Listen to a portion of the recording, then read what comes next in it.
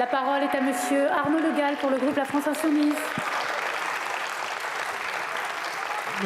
Monsieur le ministre des Affaires étrangères, hier, la ministre de l'Agriculture a prétendu ici être totalement opposée à l'accord de libre-échange UE-Mercosur. Mais la semaine dernière, invoquant un motif fallacieux, le gouvernement a jugé irrecevable la proposition de résolution contre cet accord que la France Insoumise comptait présenter lors de sa niche le 28 novembre. Au moment où la Commission européenne accélère les négociations pour conclure l'accord au plus vite, vous censurez le Parlement. Pourquoi cette censure si le gouvernement est vraiment opposé à cet accord? Personne n'est dupe. À chaque échéance électorale, Emmanuel Macron a fait mine de s'opposer à cet accord d'un autre âge.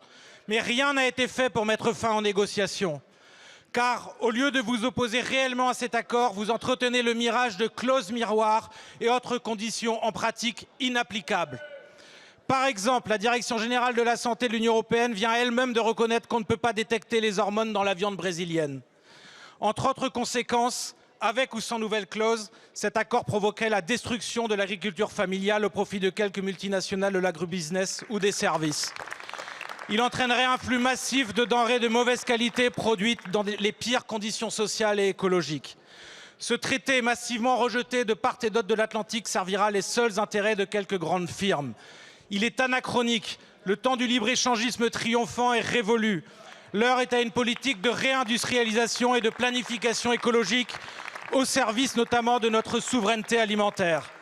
Alors, vous engagez-vous sans détour à empêcher que cet accord soit adopté? Êtes-vous prêt à bloquer les négociations? Et si malgré tout cet accord est adopté, allez-vous, une fois de plus, dire qu'on ne peut rien faire, qu'à Bruxelles décide à notre place, ou désobéirez-vous enfin?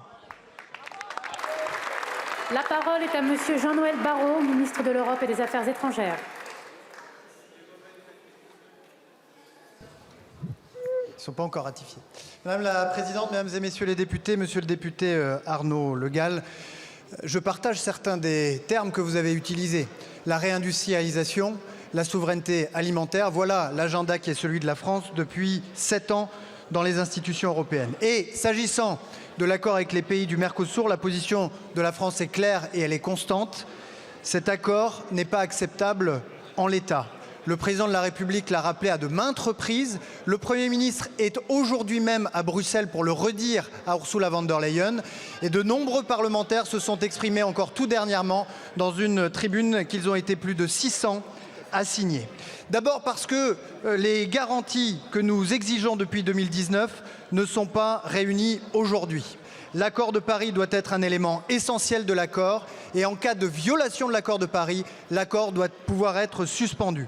L'accord doit comprendre aussi, vous l'avez cité, des clauses de sauvegarde et des mécanismes de sanction lorsque les clauses de cet accord ne sont pas respectées.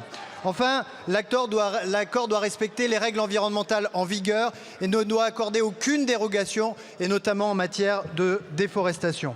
Garantir que nos partenaires commerciaux respectent en tout point les contraintes que nous imposons à nos producteurs, c'est une question de cohérence et de justice. Mais si nous refusons l'accord en état, c'est aussi pour une deuxième raison. C'est ensuite parce que nous refusons que la Commission s'écarte du mandat que le Conseil lui a confié, celui de négocier un accord d'association qui nécessite l'unanimité des États membres et la ratification par les parlements nationaux. C'est une question de démocratie. Soyez assurés que sous l'autorité du Premier ministre, avec la ministre de l'Agriculture, nous sommes mobilisés sur tous les fronts et avec les parlementaires pour garantir que cet accord, s'il devait être un jour signé, garantisse les intérêts de nos agriculteurs, de nos industriels, de nos entreprises et de nos emplois. Merci Monsieur le Ministre. Monsieur le député. Vous continuez donc à dire qu'un autre accord Mercosur est possible. Nous, on n'en veut pas du tout. Bloquez les négociations, soyez clairs. La parole est à monsieur Pierrick Courbon pour le groupe socialiste et apparenté.